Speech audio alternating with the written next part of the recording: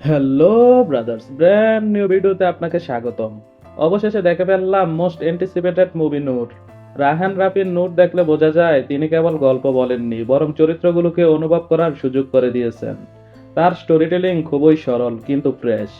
90 এর আগের সময়ের সেই মফস্বল আবহ, যেখানে ভালোবাসা মানে ছিল চোখের ভাষা আর অপেক্ষা, পুরো সিনেমাকে অর্গানিক করে তুলেছে।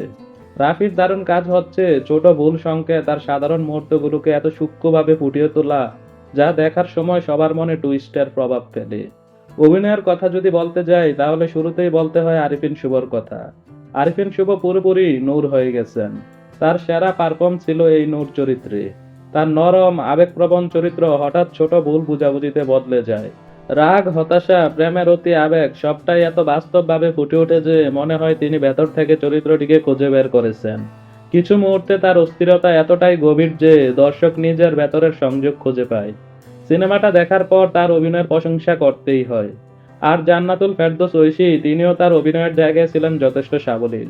শান্ত, সহনশীল এবং সম্পর্ককে বাঁচাতে চাওয়া ঐশীর চোখের ভাষা আর ছোট ছোট ভঙ্গিমা দর্শককে বুঝিয়ে দেয় নূরের অতিরিক্ত ভালোবাসা সম্পর্ককে কতটা চাপের মধ্যে ফেলে দিয়েছে।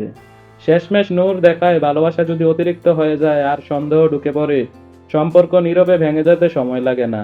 তাছাড়া এই মুভির কালার গ্রেডিং, সিনেমাটোগ্রাফি, বিজিএম সহ যাবতীয় কিছু বেশ মানানসই মনে হয়েছে। নূর মুভিকে আমার পার্সোনাল রেটিং 8 আউট অফ 10। নূর মুভিটি আপনাদের কেমন লেগেছে অবশ্যই তা কমেন্টে জানাবেন।